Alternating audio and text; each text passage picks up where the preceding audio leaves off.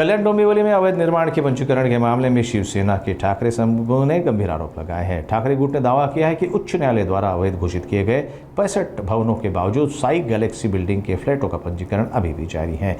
इसके अलावा पिछले 2 महीने में भी यह सामने आया है कि पंजीकरण कार्यालय में झूठे दस्तावेजों के आधार पर भ्रष्टाचार और धोखाधड़ी के मामले भी चल रहे हैं। इस मुद्दे पर डीसीपी से मुलाकात की और आरोपियों की गिरफ्तारी की मांग की। जे 65 बिल्डिंगचं प्रकरण डोंबिवलीमध्ये गेल्या अनेक दिवसापासून सुरू आहे, या प्रकरणाच्या मागचे जे आका आहेत त्या आकांना शोधण्यासाठी निवेदन आज आम्ही डीसीपी साहेबांना दिलेलं आहे।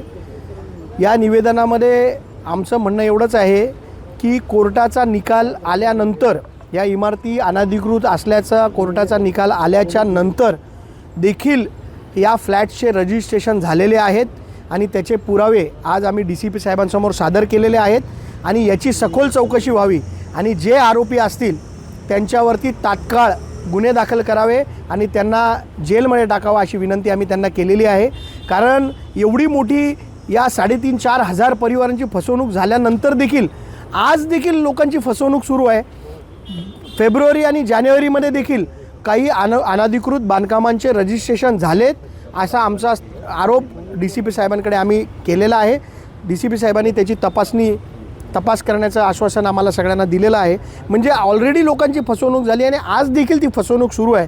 याच्या मागे गँग्स ऑफ डोंबिवली जे पेपर बनवणारे जे मोठे स्कॅमर आहेत ते देखील आहेत, त्यांचा तपास डीसीपी साहेबांनी करावा आणि याच्यासाठी पोलीस आयुक्तांची देखील आम्ही भेट घेणार आहे। काही लोकांची एफआयआरमध्ये मी ज्या परवा दिलेल्या एफआयआरमध्ये जी लोकांची नावं आहेत तीच लोक या सगळ्या रजिस्ट्रेशनच्या घोटाळ्यामागे आहेत। आज देखील रजिस्ट्रेशन ऑफिसमध्ये अधिकृत बिल्डिंगचे खोटे पेपर लावून अनधिकृत बिल्डिंगचे रजिस्ट्रेशन सुरू आहेत। लोकांना फसवण्याचं काम सुरू आहे। एक रजिस्ट्रेशनसाठी 3-3, 3.5-3 लाख रुपये घेतले जात आहेत आणि याच्यामागे कोण आहे याचा तपास डीसीपी साहेबांनी करावा, याच्यासाठी SIT नेमावी अशी विनंती आम्ही त्यांना केली आहे। काही अंगावर एक इमारत उभी आहे, त्याचे रजिस्ट्रेशन देखील झाले असतात। माझ्याकडे जे पुरावे आहेत आज मी डीसीपी साहेबांना ते सादर केलेले आहेत। त्या पुराव्यामध्ये स्पष्ट दिसतंय की 23 जानेवारी 2025ला अनधिकृत बांधकामांचे रजिस्ट्रेशन झालेले आहेत।